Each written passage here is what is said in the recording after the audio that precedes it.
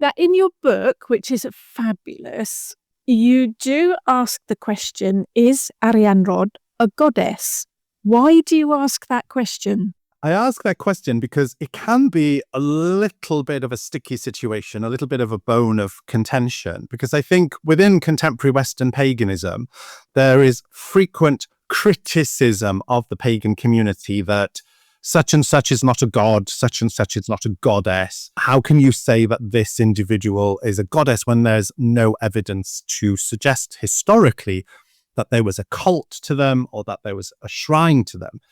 And whilst that is a fair argument, I think it only tells one part of the story. We may not have evidence that Arianrhod was revered or worshipped in the deep past, and whilst her name might be cognate with various other iterations of that name in Europe in general, there's no evidence that Arianrhod had a cult or a shrine. And there's a good reason for that, because Arianrhod is a Welsh archetype. The name is Welsh. If it's evolved from something else, it's evolved out of that and been carried by the waves of culture and language to become what she is today. And that by the process of apotheosis, or the making of deity, she's lifted up out of the pages of myth to mean something to different people. And I think that's the testament of the mettle of the tenacious nature of these spirits to survive so many ages and so many social norms and social restrictions, that they can morph and shape and change who they are from myth into something which is lived. So in Arianrhod, over the last century or so, people have seen something that they require to understand within themselves, and she's become an instrument for those particular cathartic changes in people.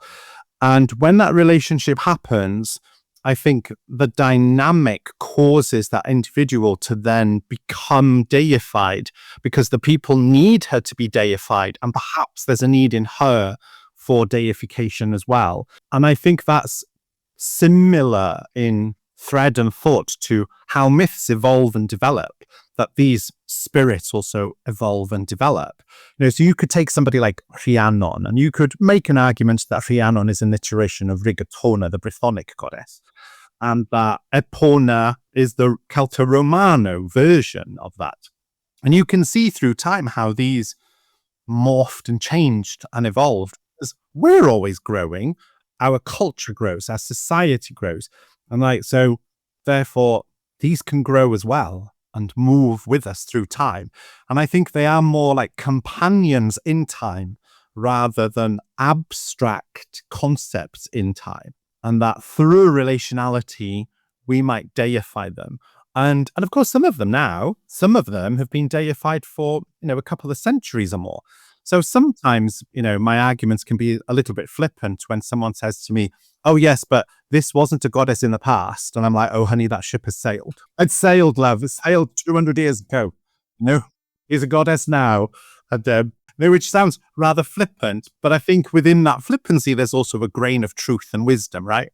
In that she is quenching the thirst of a need that humans have when they are considering, contemplating, or working with elements of the human condition itself. And I think that's when these spirits, archetypes, gods, whatever people want to call them, come into their own. So to me, she is very much a goddess. But as a child, I didn't really know what that meant. Wales was a fairly Christian society. So, and that people can rarely conceptualize that which they have no concept of. And I had no concept of what a goddess was. There was no such thing, right? So she's changed for me, but I've changed as well in relation to my ongoing relationship with her.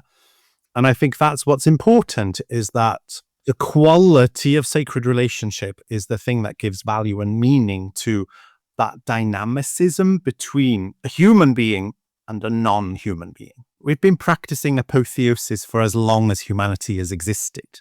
the making of gods. We seem to have a habit of making gods. I mean, look at the Romans. Oh my word. I mean, people call them, don't they? They say the Romans were some of the greatest polytheists to have ever lived. Well, I beg to differ. I think that the Romans were polytheists. Oh, we like just, that one. Let's have that one. Yeah. They just stole them, right? They're like, oh, she's a lovely one. Let's have her. We don't really like the name. We'll change the name. Yeah. And it still carried on. It carried on regardless, whether it was Shulis, Minerva, Rigatona, Epona, all of these examples of deities that evidently were important. And the Romans were, even when they invaded here, they were still polytheists. So they were like, oh no, we can't get rid of this. We'll just assimilate it. So we've always been changing the way we connect with what we perceive to be the divine. So I felt that it was important to get that out of the way straight away. What is a goddess? Why is she a goddess? So let's address the criticisms immediately.